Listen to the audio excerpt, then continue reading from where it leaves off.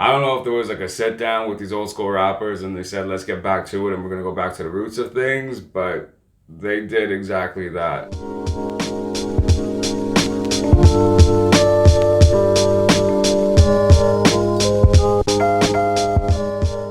And I am not disappointed. If anything, I have hope for fucking hip hop again, that there is actually a chance that it continues. LL Cool J dropped his album, The Force. Do you remember first time you heard the legend in leather? The career ended with the roadkill and stopped to his fender. Q-Tip's a producer on there. Back to his signature sound, the styles, the ruggedness of the beats, and the 90s flair to it. I am not disappointed with this album at all. I've been a fan of LL Cool J's for some time. I find that a lot of these rappers that I'm about to list, they tend to, as everybody else, they'll go to a style, a trend, whatever, and put themselves in place of it, but then it doesn't really land.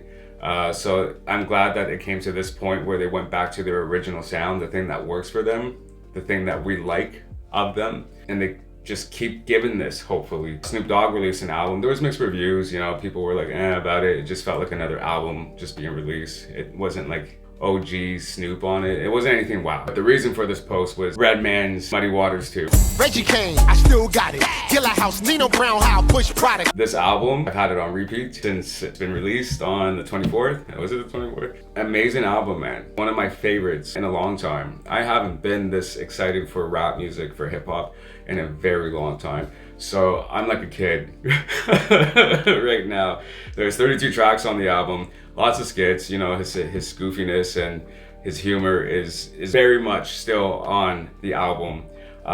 Just a little bit of maturity. He talks about his kids, him being a father figure. Anything, he perfected his skill, in my opinion. Redman is definitely my #1 rapper ever. He has this quality to him, ruggedness, this edge that I always liked. It was very in your face, slap you in your face type of like attitude. But also there was like this comical side to him that was always carried throughout the albums and his skits and his music and his wordplays and his punchlines. And it's still there. It's still there. And the most important thing too, the beats. He's worked with Rock Wilder again. I'm not too sure who else. I just know the sounds of Rock Wilder. He's one of my favorite producers. Those two together, bro, like that's, yeah, it's still there. I don't know, it's almost like you stepped into a time machine and it went back. It feels that good. It's got that familiar sound, but to feel that familiar sound and have it feel new again is really special. And I think this album, the LL Cool J album, did exactly that. They brought me back with something completely fresh, and it felt familiar. I can't explain it any other way. It was nice to feel that again. And I hope that this continues. You know, these type of artists, they don't put albums out every fucking week like that. That's one thing. I don't know if we'll get another album in a year or two or so, but I'd rather them take the time like they did. Apparently Redman worked on this for some time. He's just collecting the right material for a sequel to his album, Muddy Waters. The song Light It Up that features Rah Digga, Queen Latifah, Naughty by Nature, Lady Luck.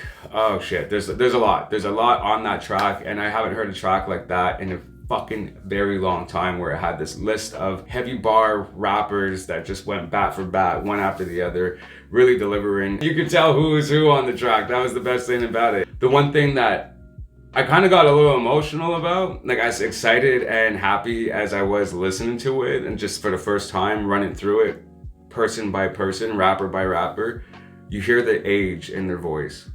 And then it also is like a little reminder, like, we are aging, we have aged all together.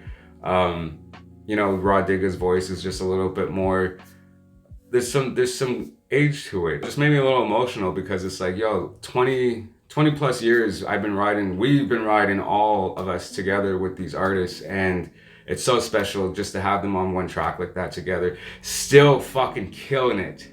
Like, it's not like they missed a day. And I just hope that this, you know, lights a fire under their ass, that they can still make hits and classics and get the love for it that they deserve. We still exist, us music lovers, us supporters of music who buy music.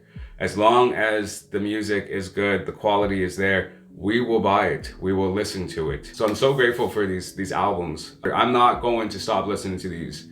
These are just another add-ons to the other hits, the other classics that they provided me with the last 20 plus years. I've always complained about shit for the longest time about rap and hip hop, but man, what a treat.